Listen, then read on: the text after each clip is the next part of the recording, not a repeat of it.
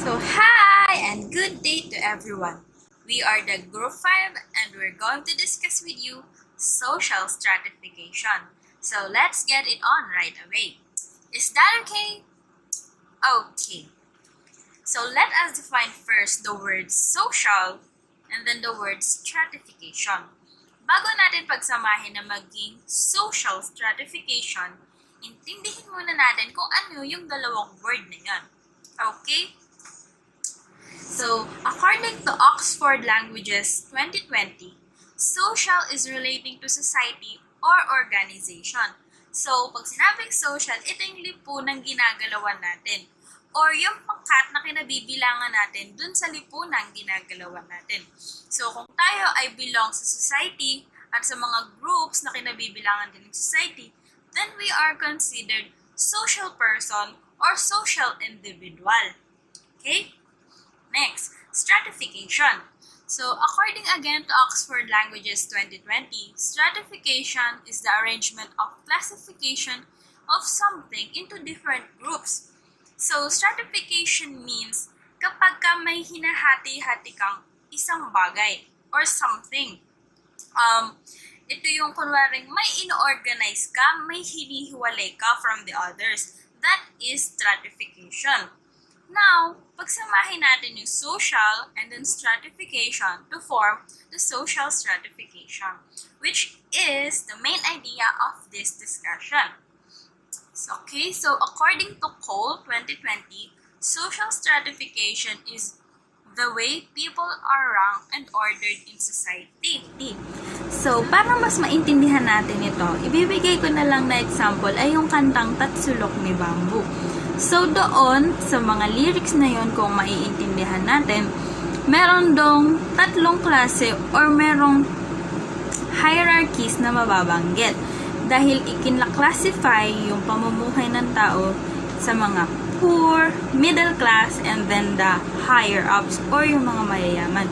So, doon makikita natin na merong injustice or very poor ng treatment dahil hindi nga fair, di ba? Ang Tatsulok ganyan siya. So, hindi pantay kasi pagan. So, mas marami yung poor, katamtaman ng middle, and then konti lang yung higher ups. Bilang na bilang. Next, the term social stratification to refer social hierarchies. So, yun yung tinutukoy natin kanina na hierarchy or yung may pag-aantas na mula mababa to mataas, merong pagka-classify sa base na sa mga tao. Okay. Those higher in social hierarchies have greater access to power and resources. So, yung nasa taas daw ng hierarchy, yung may greater access to power, which is the higher ups, napaka-advantageous nung position nila kasi sila yung priority or sila yung pinaka nakaka-access ng mga said resources natin. Next, often based on income and wealth. So, yun yung magkakadugtong lang sinasabi natin kanina, no? Yung mga mayayaman yung higher ups, which is based sa income and wealth. So, kung pag 6 digits ang mga kinikita mo, you are considered in the higher ups, and then you are considered to be, you know, more accessible sa'yo yung mga resources.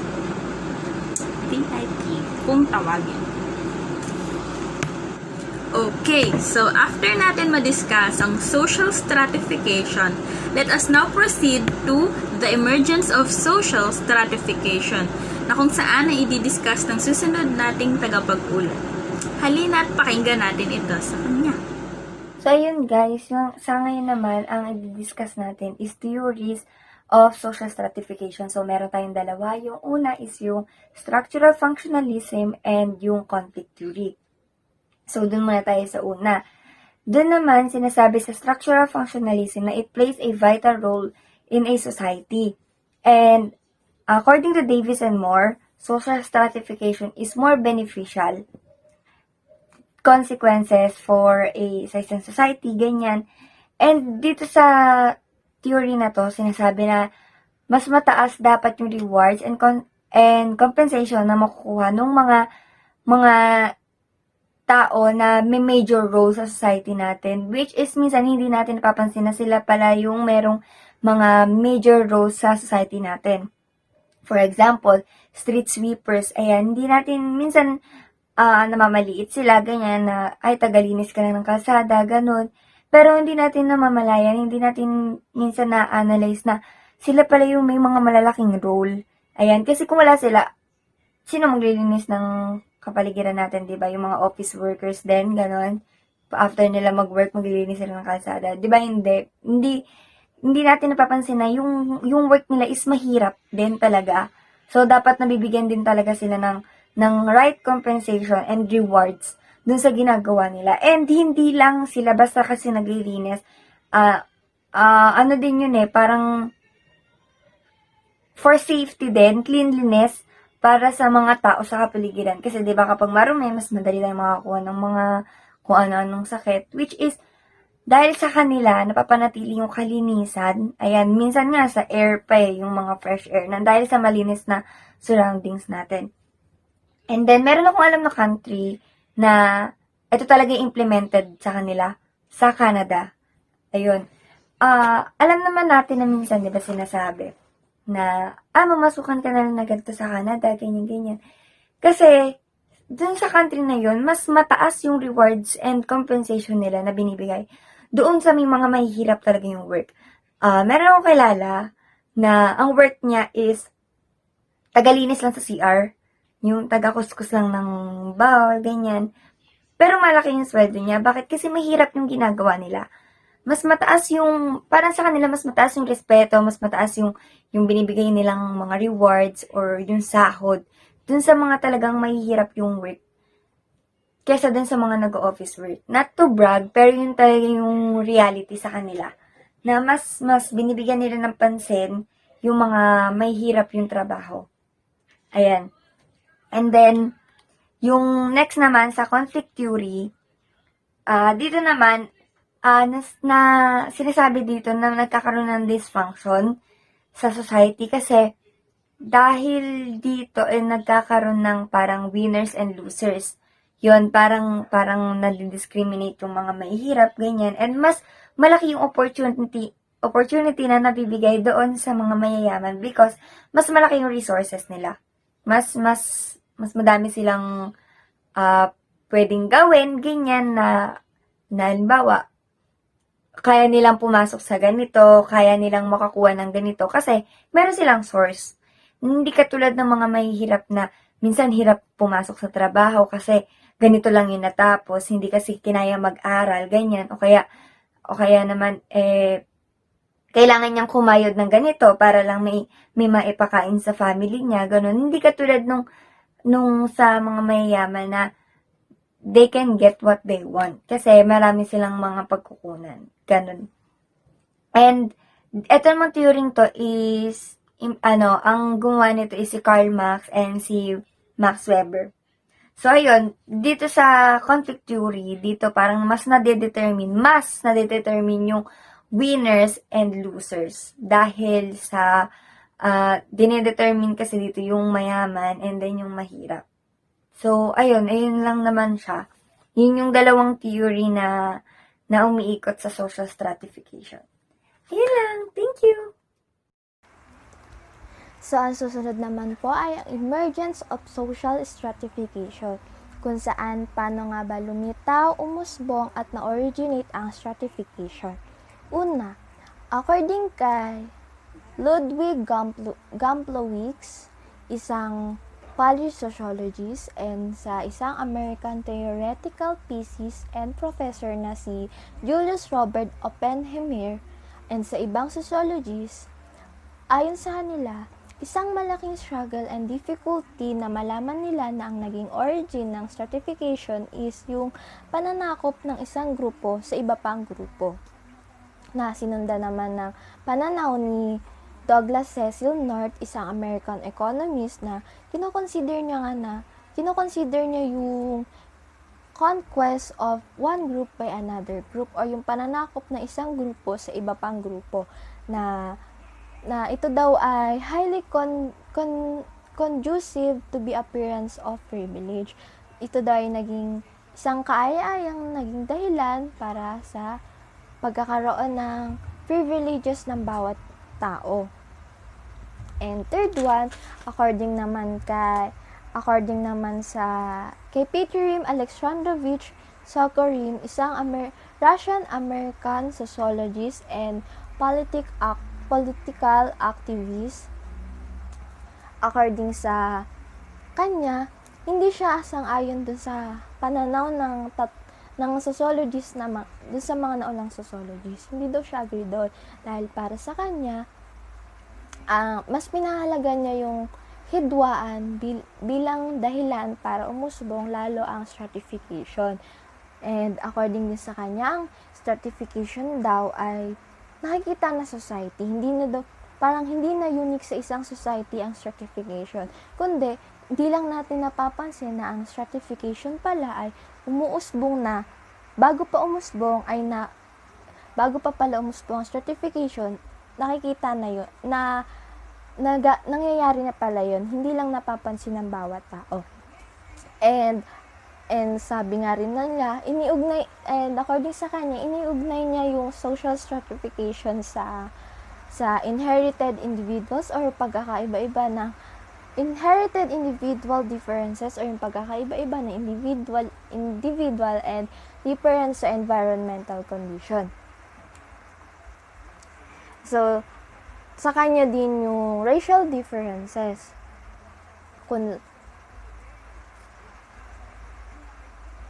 saan sinama yung racial differences or yung pagkakaiba-iba ng lahi, sinamahan pa ng pagkakaiba-iba ng kultura ng bawat tao na ito daw yung naging dahilan para mas lalong umusbong ang stratification. And lastly, according naman kay Oswald Arnold Gottfried Spengler, isang American historian and philosopher, according sa kanya, na ang stratification is founded upon scarcity or umusbong daw ang stratification because of shortage or nang dahil sa pagkakaiba-iba ng bawat individual or merong yung kung ano yung function ng dahil sa pagkakaiba-iba ng function and power ng individual sa isang society. Dun daw dahil hindi naman pantay-pantay ang bawat tao, doon daw mas lalo daw umusbong yung stratification dahil sa kakulangan ng isang individual sa iba pang individual. Ang sunod naman po ay ang historical of stratification. Unang niya ay yung prehistoric times. During this time, yung hunting and gathering of societies. So dito, makikita yung konting stratification because of gender dahil ang mga kalalakihan sa panahong ito ay sila yung humahanap ng mga hayop na gagawin nilang karne upang makain at samantalang yung mga babae naman yung nagtitipon-tipon yung mga kababaihan para humanap din ng mga halaman o pananim na kanila ding makakain. So, sa pangyayaring ito, nagkakaisa isang bawat individual na iniintindi nila yung kapakanan ng bawat isa. Kung ano yung nakuha nung una, yun din, at kung ano yung nakuha ng kalalakihan at nakuha ng kababaihan, pinagsama-sama nila ito upang maghati-hati or mag-share sila sa kung ano man yung kanilang nakuha sa kanilang pinagkakabalan or paano sila mamumuhay. And yung second one naman is yung pag-usbong ng horticultural and pastoral societies kung saan grupo-grupo na sila, kung saan yung horticultural is sila yung isang organisasyon na nakatuon or well-educated sila pagdating sa mga halaman. Yun namang pastoral societies, sila naman it is a group then or social group kung saan naman sila is focus more on sa mga animal. Para silang mga nomad na tao na ang pinagkakaabala nila yung mga kabayo, yung mga horses, sheep, yun yung pinagkakaabalahan nila. Nang dahil sa grupo-grupo na nga sila, hindi na nila napagtutuunan ng pansin yung bawat miyembro. Parang sa isang gawain, hindi lahat ng miyembro ay pwedeng naiaano pa nila, ini-involve pa nila sa mga gawain ganun. Dahil, for example, yung isang pamilya ay nagkaroon na ng anak. Ibig sabihin, yung bata, hindi pa siya pwede involved dun sa gawain yun, or hindi pa siya kabilang siya sa society or sa kinagagalawan ng bawat individual, pero hindi pa siya kabilang sa mga gawain iyon. So, dito din po pala nagkaroon ng skilled and unskilled workers. So, yung mga skilled workers, ito po yung mas mataas yung experience, mas meron experience sa mas matataas na factory, mas magaganda factory, or nakapagtapos ng pag-aaral. Yung mga unskilled workers naman po, sila naman po yung hindi nakapag-aral, hindi marunong magbasa, hindi rin po sila makaintindi ng basic English. So, wala po silang opportunity na magkaroon ng mas magandang trabaho at mas mataas ang sweldo. So, yun lang. So ngayon naman is i-discuss natin ang different rank and class societies na nag-exist dito sa ating mundo. So first, pag-aaralan natin kung ano nga bang rank society. So this type of society is where individuals are ranked in terms of their genealogical or bloodline distance from the chief of chiefdom. The closer the relatives of the chief have higher rank or social status than the more distant ones. So dito, mas matimbang yung dugo ng isang tao kaysa dun sa kanyang tinataglay na wealth or kayamanan. So mas puro ang dugo or mas malapit ang dugo mo dun sa leader or tribe leader is mas mataas yung social status mo or ranking dun sa within the society. So, ang ranking na dinadala ng isang tao may kaiba siyang societal power. So, this is the power or influence na pwede mo ma-exert dun sa mga tao na nasa loob ng society. So, kapag mas mataas yung ranking mo, is mas may say ka dun sa mga nangyayari or kaganapan dun sa loob ng society. So, pwede na mas respetado ka or mas ginagalang ka dun sa loob ng society. So, ano nga ba yung nagbubuklo dun sa iba't ibang rank dun sa isang rank society? So, ang tawag dito is the sumptuary rules. These are norms that permit persons of higher rank to enjoy better social status and deny those of lower rank. So, dito is parang merong certain privilege and rights na exclusive lamang dun sa higher ranks and di siya pwedeng makita dun sa mga nasa lower rank. So, for example, may certain dress or jewelries na maaaring suotin o gamitin ang mga nasa higher ranks na hindi dapat pwedeng makita o suotin ng mga nasa lower ranks naman. So, great example ng mga rank societies is yung mga tribes and the monarchy system. So, next naman is the class societies. So, the organizing principle of this society is the ownership of property, means of production, and the wealth is the determining factor of distribution of power. So dito, mas matimbang yung wealth or kayamanan ng isang tao. So kapag mas marami kang yaman, mas respetado ka, mas yung influence mo, mas na-exert mo yung influence mo and mas mataas yung social status mo within the society. So people are divided into distinct social strata, commonly referred to as social classes or castes. So makikita natin sa picture, nasa taas yung ruling class which is the monarch or aristocrats. Yung nasa baba naman is the church. Next naman is the warriors na sa nag-enforce ng laws. Next naman is the middle class. And yung sa pinakababa is sadly is yung the working class which is sila yung nagbubukat, sila yung bumubuhay sa buong society with the use of their workforce. So, ano nga ba yung iba't ibang klase ng class societies? So, first is the class system. it is based on social factors and individual achievement. So, consists of people who share similar socioeconomic status. So, paano ba pag sinabing social factors? Kung may sinasabi na namamana natin ang social status ng ating magulang sa oras na pinanganak tayo. And kapag sinabi naman na individual achievement, ito yung level of education mo and paano ka magsisikap para makataas sa buhay. So, class systems are open, meaning people are free to gain different or higher level of education or employment and can socialize with and marry members of other classes, tinatawag na exogamous marriage, which allows people to move from one class to another. So, dito sa class system is pwedeng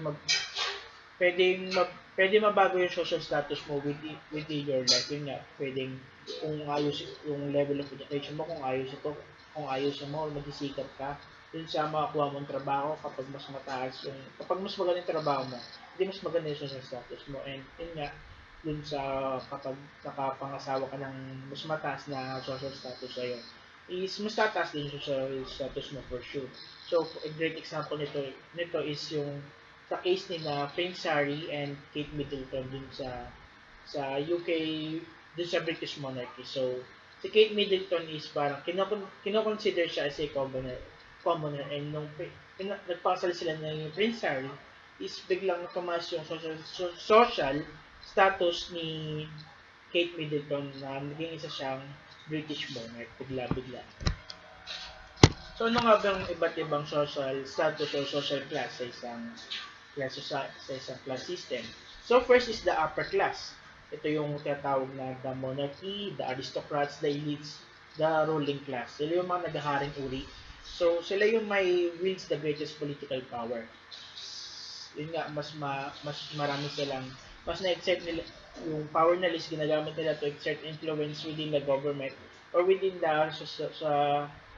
society itself. So, members of the upper class are often born into it and are distinguished by immense wealth, which is passed from generation to generation. So, dito is parang, yung ibang member ng upper class is, pinanganak pa lang sila is, mayaman na talaga sila, which is yun nga, bata pa lang sila is, mayaman na talaga sila, may power na sila, may influence na sila.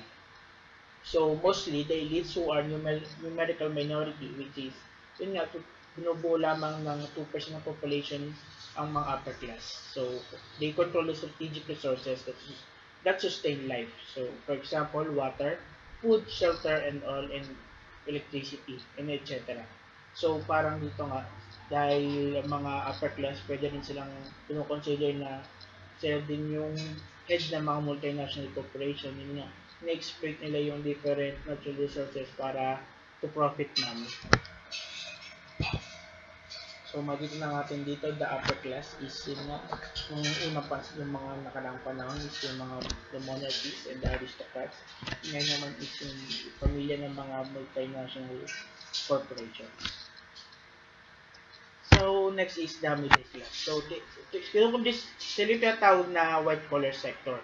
So, people with typical everyday jobs that pay significantly more than the poverty line. So, ito yung mga tao na may magandang trabaho and nakakapag-ipon and nakakapagpundar sila para sa kanilang sarili.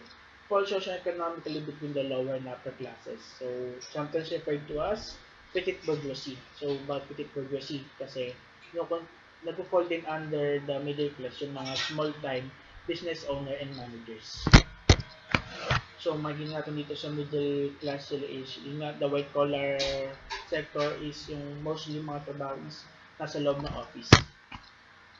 Next, lastly is the lower class naman. So, ito tawag na blue collar sector. So, people employed in low-paying wage jobs with very little economic and financial security. So, parang ito yung mga nasa laylayan. So, parang sila yung mga trabaho nila is, nagtatrabaho lamang sila para lagpas para sa araw-araw, para mabuhay sa pang-araw-araw nila, makapag-provide para sa kanilang mga family. So, parang hirap sila makapagpundar para kanilang pamilya and para sa sarili. Yun na dahil na rin sa kanilang kahirapan na dinadanas. So, those who are long-term unemployed and homeless and receives welfare from the state. So, yun nga, yung the underclass. Ito yung mga walang trabaho, yung mga walang tirahan, yung mga nasa lansangan. And yun nga, yung government na nagpo-provide ng mga basic services para sa kanila dahil na nga rin sa wala silang pambayad. So, championship versus proletariat. So, yun nga. Ang meron lang sila is kanilang workforce na parang inaalay nila sa mga bourgeoisie para sila ay mabayaran at makaraos sa pang-araw-araw. Makikita natin dito yung mga homeless, mga construction worker, and yung mga factory workers. So, next naman na uri ng class society is the caste system. Membership is determined by birth and remains fixed for life. And for social mobility, bawal silang mag-move into another class. Yun nga, para sabi dito na pagkapanganak mo, kung ano yung social status mo, yun at yun na rin yung magiging social status mo throughout your life hanggang mamatay ka. So, persons can't marry from the other castes. So, yun nga, endogamous union. So, kailangan papakasalan mo lang is yung tao na within your social class lang din. So, yun nga, people are assigned into occupations regardless of their talents, interests, or potential. So, parang, yun nga, determined na yung magiging trabaho mo sa caste system. So, yun nga, there are no opportunities to improve a person's social position. So, great example ng isang caste system is yung sa India, doon sa Hinduism belief nila. So, nasa taas is the Brahmins or the priests and academics, Kshatriyas or the rulers, administrators, and warriors, Vaishyas, the artisans, tradesmen, farmers, and merchants, Shudras naman is the manual laborers, and yun nasa labas ng social triangle is the list, which is the untouchables. So, yun nga, set cleaners. So, noong 1940s is parang na-abolish na rin naman ng caste system, pero prevailing pa rin siya. So, noong 1940s is nagkaroon ng iba't ibang efforts para ma-abolish itong caste system ng India. Naging matagumpay naman siya, pero sadly, ngayong panahon, this modern times is prevailing pa rin siya. Lalo sa mga rural areas ng India. So, para sa next topic ng aming report is the egalitarian societies. Okay, so dito naman tayo sa egalitarian society, no? So una, ano nga ba yung salitang egalitarian? No? So pag sinabi egalitarian societies, no? The term egalitarian is derived from the French word égal, no? Meaning equal or level, and was first used in English in the 1880s. Although the equivalent term is equalitarian, dates from the late 18th century. No, so yun, pag sinabi natin egalitarian, no, it is rooted or derived from the word egal, na nanggaling sa mga French. So, is a political doctrine that holds that all people should be treated as equals from birth. Ano? So, pag sinabi din ng egalitarian, dito ay sa egalitarian society, tinutukoy dito na ang bawat tao o ang bawat individual ay tinitignan na pantay-pantay simula pagkapanganak. No? It is a belief in human equality, especially with respect to social, so political and economic rights and privileges, and advocates the removal of inequalities among people and of discrimination. So yun, sinabi dito, advocates the removal of inequalities, especially the discrimination among people. So kung titignan natin, so parang mahirap hanapan ng example na klase ng society na meron tayo sa buong mundo.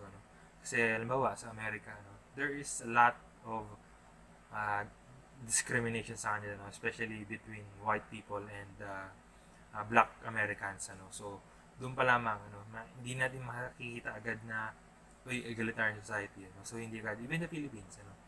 Sabihin na natin sa usapin ng mga politiko nakukulong at saka sa mga normal na Pilipino nakukulong. So parang nangyayari, ang mga politicians nakukulong ay napaka-VIP ng dating. Samantalang yung mga normal na Pilipino na nakukulong ay mala sardinas doon sa kulungan. So dami pa. Sinabi pa nga dyan, sa race, sa gender, sexual orientation, sa religion.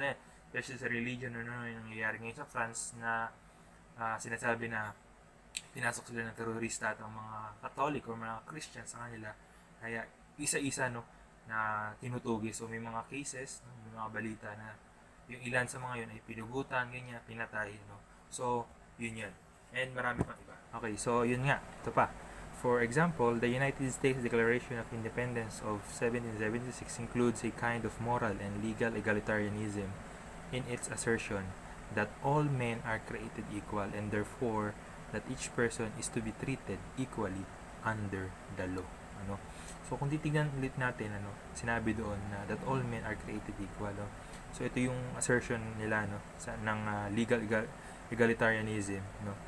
At makikita pa rin naman natin na hanggang ngayon wala pa ring babaeng presidente na nahalal ang Amerika. So masasabi pa rin natin na nakikita pa rin or meron pa rin sa society ng American o ng mga Amerikano na superior pa rin talaga ng mga lalaki para sa kanila at ang mga babae ay siguro is more of mas light na trabaho, and especially when it comes in politics nila. So but it was not until much later that US society extended this benefit to slaves, women, and other groups. So ayan. So dako naman tayo sa types of egalitarianism. So una, the egalitarian societies. So economic egalitarianism or material egalitarianism is where the participants of a society are of equal standing and have equal access to all economic resources. So dito sinasabi na ang bawat isa, whatever your class, kasi dito naman sa egalitarianism ay tinitignan na lahat ay pantay-pantay. So ang bawat isa is may karapatan to have the resources kung ano man meron sa kanila. So next is the moral egalitarianism, is the position that equality is central to justice. So yun nga para sa kanila, talagang yung pagkakapantay-pantay pa rin talaga, dito tinutukoy talaga yung pagkakapantay-pantay, pagkakapare-pareho, whatever the status, bagaman meron present pa rin yung status nila, may mayaman, may mahirap, pero dito ay pantay-pantay pa rin sila tinitignan, that all individuals are entitled to equal respect. So yun nga, so kilala ka, sikat ka, or mahirap ka, hindi ka ganong ka popular, so lahat is merong binibigyan na pantay-pantay na respeto, and that all human person are equal in fundamental worth or moral status. So pagdating sa moral status, sila ay pantay-pantay. So yun nga. Then next is the legal egalitarianism, the principle under which each people or each individual is subject to the same laws. So with no individual or group or class having special legal privileges, and where the testimony of all persons is counted with the same weight. So dito, kagaya na binanggit ni GJ, yung iba't ibang class. So dito, whether nasa higher up class ka, or nasa mataas na class ka, or mas mababa, so hindi ka makakatanggap ng kahit anong special legal privileges. So kasi nga, egalitarianism, pantay-pantay lahat. Walang VIP, walang sinong tinitignan. Mayaman, mahirap, magputi, ano man ang race mo, white American, black American, titignan ka as tao, as pantay. Kung anong meron siya, titignan ka na ganun ka din. So pantay talaga, as in pantay. So next is the political egalitarianism, is where the members of society are of equal standing in terms of political power or influence. So again, dito makikita pa rin natin na pantay-pantay when it comes sa influences nila, sa kanilang political power, so walang nakakaangat. So siguro dito masabi natin na ang bawat isa ay merong opinion, may malaya na boses, to voice out the different needs of the society. So next, the gender egalitarianism or zygarchy is a form of society in which power is equally shared between men and women, or a family structure where power is shared equally by both parents. So yun nga, dito naman is both parents may kapangyarihan or dalawang kasarian. And yun nga, at mapapansin din natin dito na sa when it comes in gender egalitarianism, so parang bihira din natin ito makita, kasi pagpasok nga rin ng mga LGBTQIA plus community, so yung pag-aasawa ng lalaki sa lalaki, ng babae sa babae, so though meron pa rin naman pag nagbuo sila ng family nila, ng sarili nilang family, so both of them have rights or may kapangyarihan na mag-decide. So hindi tinitignan dito na mas mahina ang babae at superior ang lalaki. So kung from the past natin, panahunan dati, ako sana babae ay pangbahay lamang at ang mga lalaki is for manpower. So dito tinitignan na both are equal. Kung yung isa is pwede mag-police, yung isa pwede rin, yung isa pwede mag-teacher, yung isa pwede rin naman, ano. So, for all genders. Next is the racial egalitarianism or racial equality. Is the absence of racial segregation. So, dito, masabi natin na walang kahit ano, no. Mapaputi, mapaitim, mapa-Asian, European, ano, or singkit, dilat, ano, matanda, maputi, ganyan, kulubutang balat, or whatsoever na physical attributes or economic standing natin, ano. So dito ay pantay-pantay pa rin lahat, ano. So the racial egalitarianism. So walang nakakaangat, lahat is pare-parehas, ano. Next naman natin is the opportunity egalitarianism or asset-based egalitarianism. Is the idea that equality is possible by a redistribution of resources, usually in forms of capital grant provided at the age of majority. So, an idea which has been around since Thomas Paine, no, from 1737 to 1809. So dito rin sinasabi na mangyayari lamang, ano, the idea that the equality is possible by redistribution of resources. So kung mayroong pare-parehas, ano, pantay-pantay na resources sa isang lugar compared dun sa isang lugar. So paano yun? Ano, halimbawa, dito sa Pilipinas, ano, so karamihan, ano, anong nangyari? Kaya nabansag ang Imperial Manila, ano, kasi lahat ng infrastructure projects, pati yung parang sabihin nating economic center ng Pilipinas is nasa Manila, ano, kasi nandun lahat yung trades, nandun lahat ng businesses, ano, or even dito sa Luzon, ano, sa Southern Luzon, no, nandito lahat. And compare natin sa Visayas and Mindanao, so talagang masasabi natin na ilan lang yung mga businesses, bilang lang yung mga resources doon. So next is this Christian egalitarianism, holds that all people are equal before God and in Christ, no. So ayan, so sa pananaw naman ng Christian egalitarianism, no, dito naman is tayo ay pantay-pantay, ano, sa mata ng Panginoon. Yung sabihin natin Catholic, ano, or Orthodox, and different kinds of Protestants, no? So dito sinasabi na we are one, ano, we are equal before God, ano, and in Christ, and especially teaches gender equality in Christian church leadership and in marriage, no. Ayun. So pagdating naman dito sa marriage, ano, when it comes in church, ano, so dito na ngayon yung papasok nga na minsan sa atin, ano, there is some religion na hindi tinatanggap, ano, yung LGBT community, ano. So though nire-respeto sila, pero yung pagpapakasal, no, pagdating sa usapan ng pagpapakasal ay hindi pinapayagan. Even dito sa Pilipinas, ano, hindi pinapayagan yung same-sex marriage, ano. At ito ay mahigpit na tinututulan din ng karamihan, no, especially tayo nga ay isang Christian country.